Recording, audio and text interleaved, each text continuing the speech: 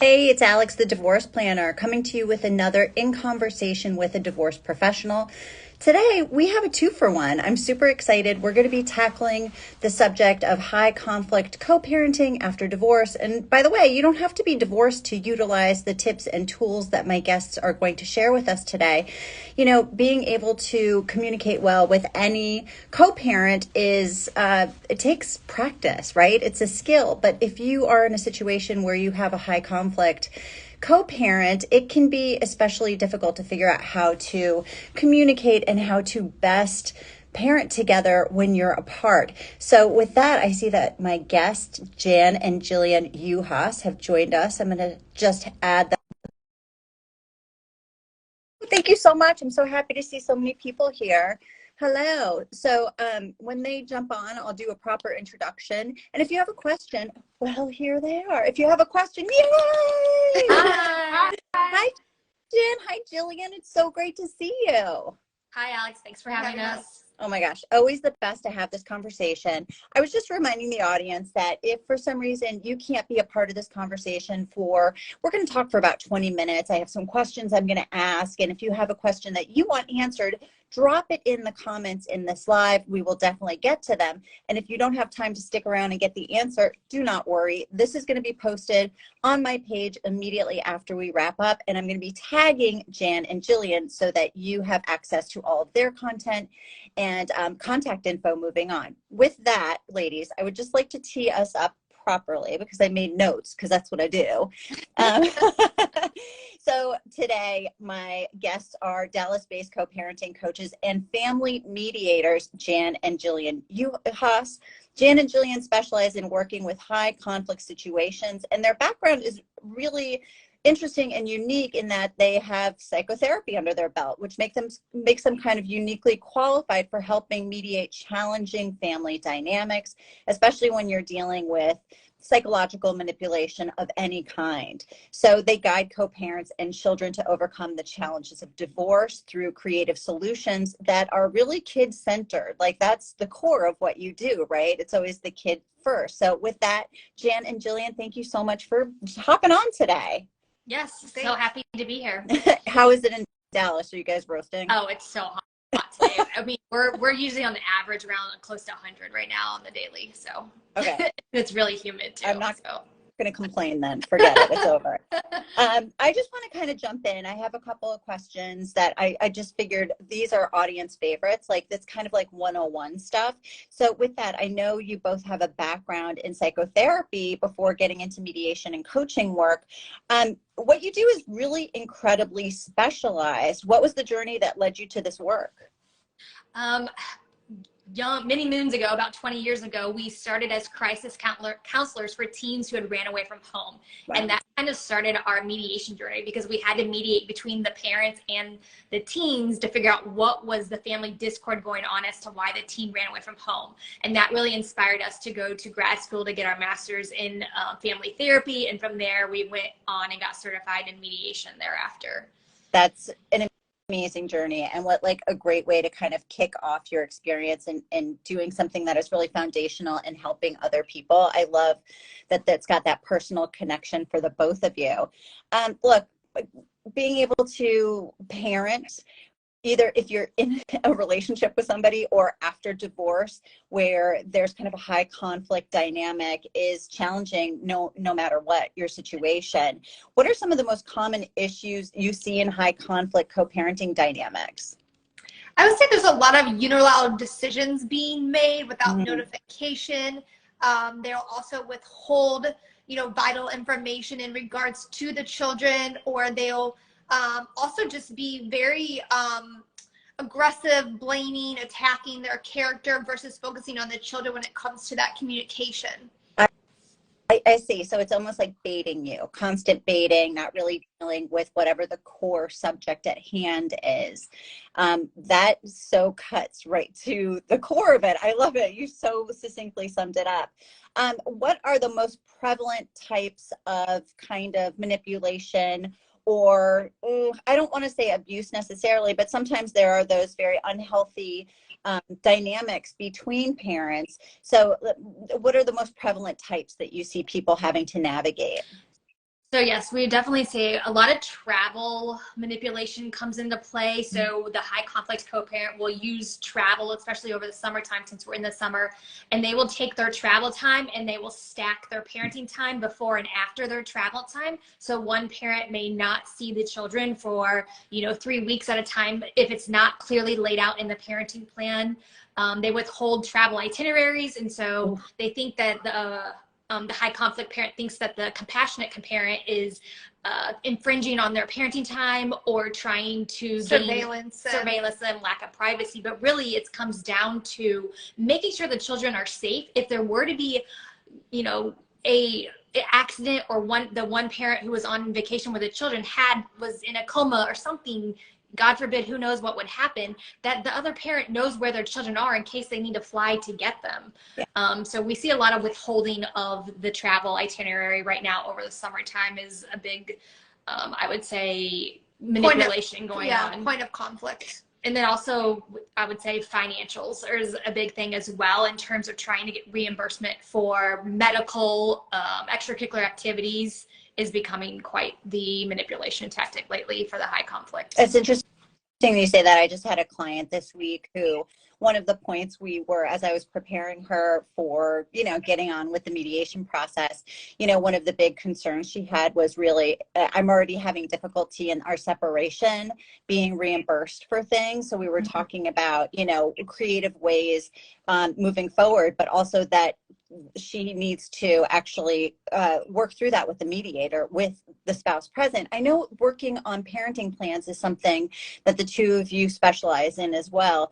With regard to what you're talking about, this kind of like withholding information for travel, is it like what should people be thinking about when they're creating their parenting plans, or what are, like, when you're working with a client, where do you like to really, I mean, it's so hard to think of, where do you put your focus, but what are some places people might forget to kind of be more detailed in? I think it's really important to be really specific in terms of travel, such as notifications for domestic or international, also who's going to hold the passport, things of that nature, who's going to be traveling with the child during that time. So the more specific you can be, the better off you're going to be after that agreement is created. Otherwise, there can be points of contention around all of these different types of matters. I think another thing too that gets to be really iffy is primary residency in regards to education. That's always a point of contention.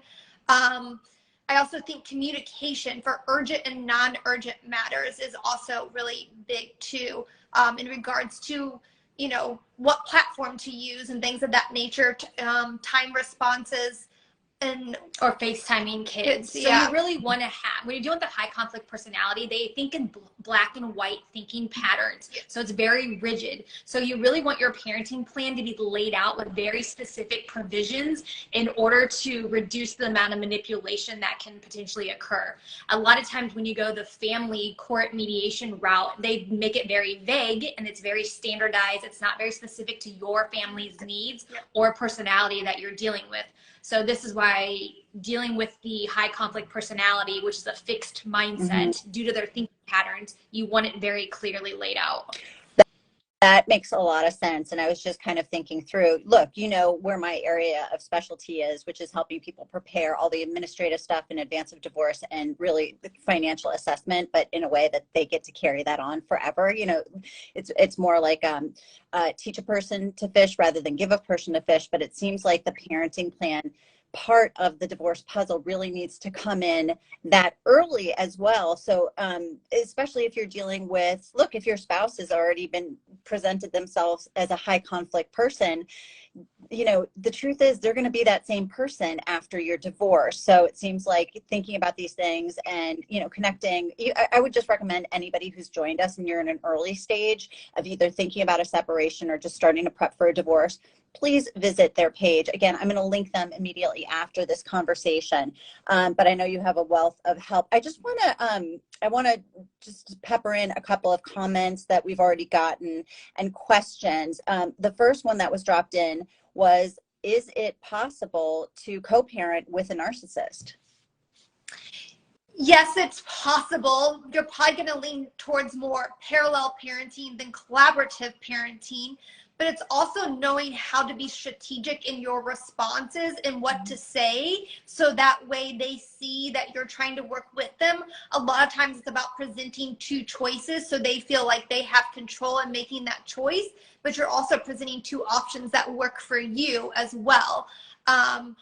The whole goal is to reduce the defense mechanism that usually is innate within them, and they want to just get in that power struggle and debate back and forth, and because they can't see outside of themselves. It's a psychological blind spot. So the whole goal is to lower the defense mechanism in terms of how we're communicating with them, because they do have like a toddler mentality. That's why you give them two choices. You know, do you want eggs or pancakes for breakfast?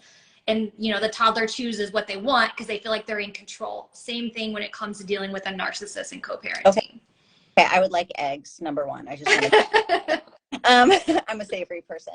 That's interesting. I mean, that ties in with how we open this conversation about really when it comes to being more proactive and thinking through the details of how you're even going to communicate, and to get through when you hear somebody trying to bait you. Like if it's off topic, stay on topic. That is a manipulation tactic, is to deflect and get you on a whole nother tangent, so you'll forget about the primary decision or reason that you reach out to them in regards to the children. Which turns into usually a circular conversation. Oh my gosh, nothing is more maddening than a circular you think you're losing your mind. Yes. Absolutely. Well, that's the point. That's their goal, is to get you emotionally flooded and frustrated that you just shut down and you walk away. That's their goal. With no resolution. You know, some of the most painful relationship dynamics are when you're in that, and, you know, usually there's one person in that dynamic who is really trying, you know, who's really deep in empathy or compassion, who's trying to connect and trying to figure it out. And you can't unravel that kind of communication or dynamic. Lisa dropped in, what do you do when the independent parenting coordinator is clearly biased? It says patently biased against one parent.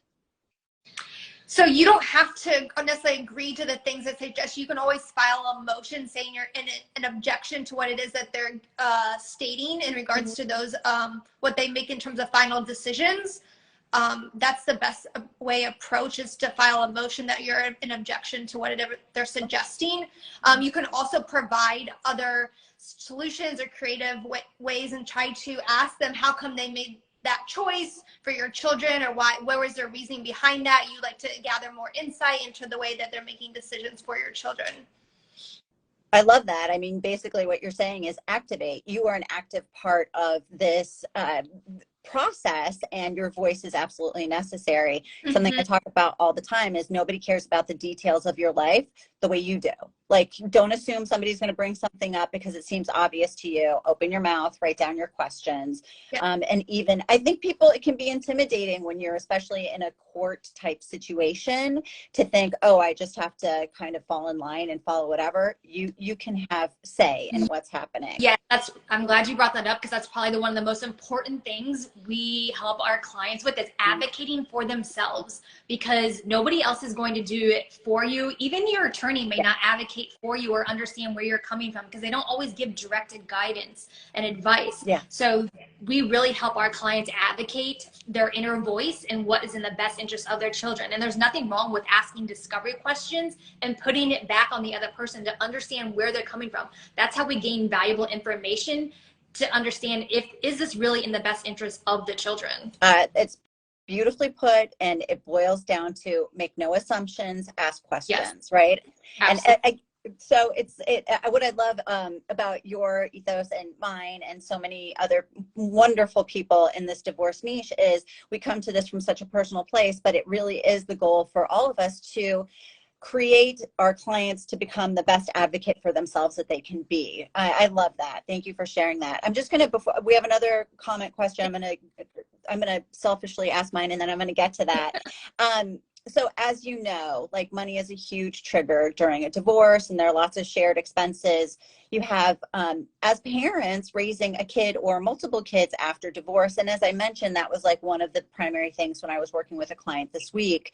How can someone handle a challenging situation like one parent who's been in the dynamic of paying for all the expenses up front and then having to then ask the other parent for reimbursement, and it can be a real point of contention. So what are some ways to navigate a dynamic like that?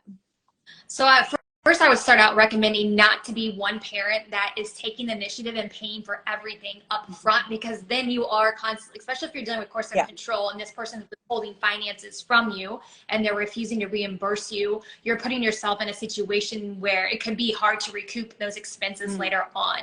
So what we usually recommend is having the biller directly separately bill each parent if possible, whether it's the school for educational expenses, whether it's the doctor's office, the dental office, just billing each parent separately for their share of the child expense if possible. And if that's not possible, what you can also do is basically put a provision in your parenting plan that states a receipt needs to be provided within 15 days, or payment needs to be received. So make sure there's an actual specific provision in regards to shared expenses and the timeline of reimbursement when it needs to be received by. Brilliant. I love that. And if people are joining and you're in the early stages and kind of taking all this stuff into consideration and you're not sure what you should be asking, please visit Jillian's page. Again, be linking them immediately after this conversation. And the core of what you're saying is like, no detail is too small, right? That's the biggest thing. Get it out as early as possible and get it in writing. That's my favorite thing. Get it in writing. Get the facts in writing in terms of, this is your business agreement with your co-parent in terms of how you are running your business to raise your children at the end of the day. I know that sounds very transactional. Yes, and it doesn't sound like, very family oriented in terms of raising children. But at the end of the day, when you're dealing with a high conflict personality, you need a clear, business plan when it comes to how you're operating. It's your operating agreement. See, I think what you are talking about, that kind of structure, makes perfect sense, because even though you said, oh, it might sound transactional, if you have the structure in place, then you can go about the business of parenting and not waste that time, absolutely. Right? So it gives you that ability to get back to it rather than constantly having to come up against these things that are unclear and that take away from your being able just to parent and not have to deal with the other high conflict co-parent as much.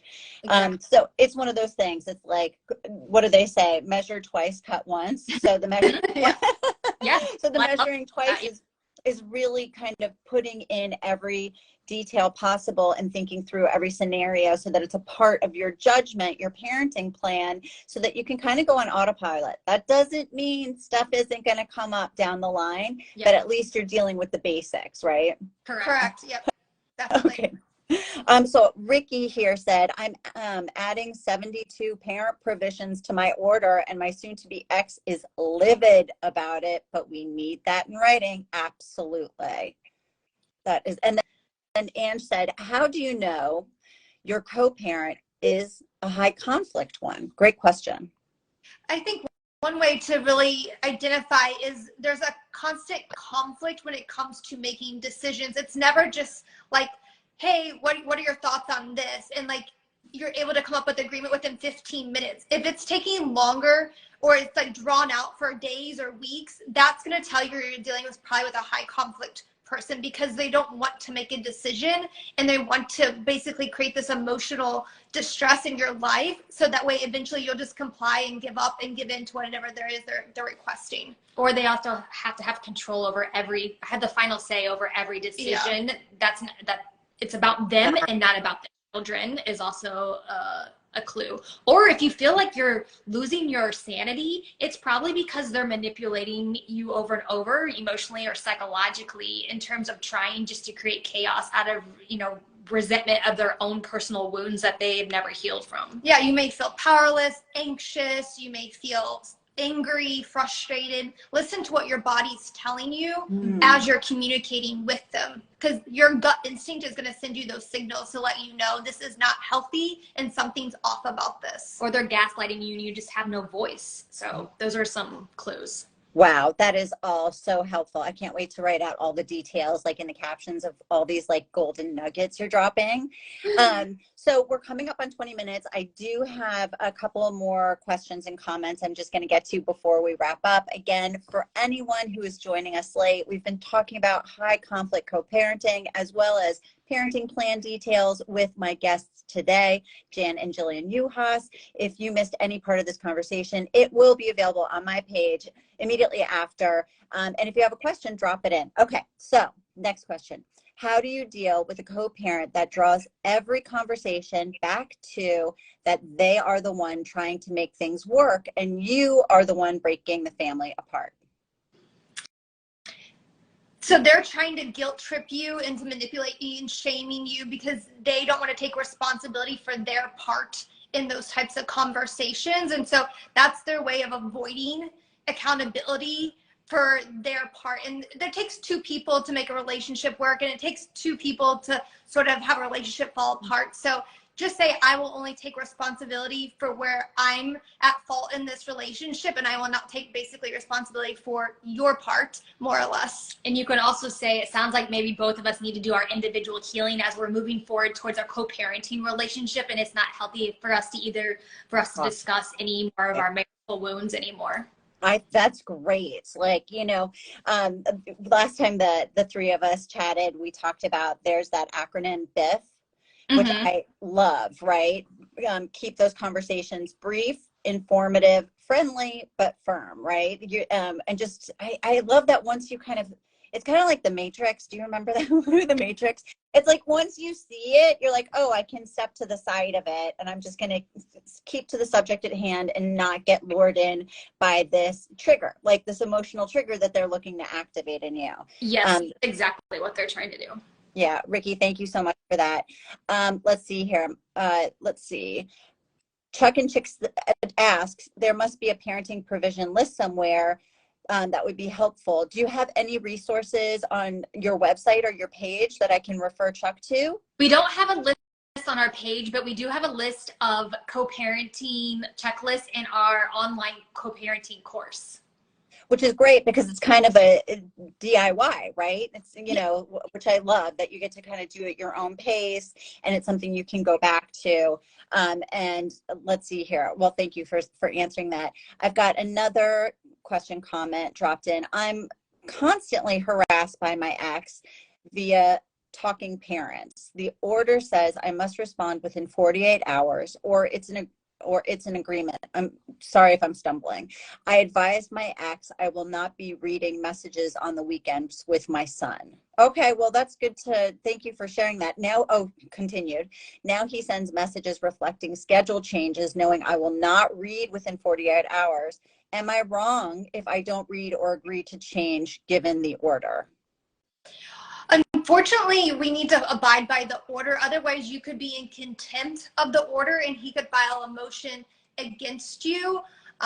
So even though you may want to not respond on the weekends to respect your own personal time, it's maybe good to notify in advance that you will not be checking your phone for 48 hours and you'll be responding first thing Monday morning.